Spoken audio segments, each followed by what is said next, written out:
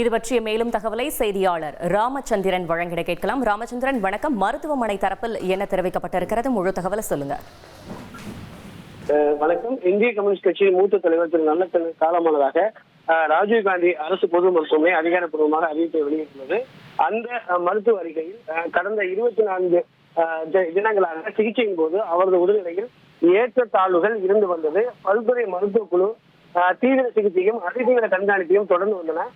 இன்று அதிகாலை முதல் மருந்துகளை ஏற்கும் தன்மை படிப்படியாக குறைந்தது. அவரது உடல்நிலை மிகவும் மோசமடைந்து அதிதீவிர சிகிச்சை பிரிவில் இருந்த போது முக்கிய உடல் உறுப்புகள் அனைத்தும் செயல் இழந்ததால் திரு நல்லக்கண் அவர்கள் இன்று பிற்பகல் 1:55 மணி அளவில் நம்மை விட்டு பிரிந்தார் என்பதை ஆழ்ந்த வருத்தத்துடன் தெரிவித்துக் கொள்கிறோம்.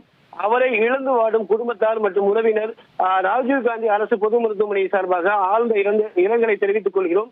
மேலும் அவரது சிகிச்சைக்கு உறுதுணையாக இருந்த அனைத்து மருத்துவ குழுக்கும் தமிழக அரசுக்கும் எங்களது நன்றியை தெரிவித்துக் கொள்கிறோம் எனவும் அந்த மருத்துவ அறிக்கையின் வாயிலாக தெரிவிக்கப்பட்டுள்ளது. இனி செல்லும் இடமெல்லாம் செய்தி.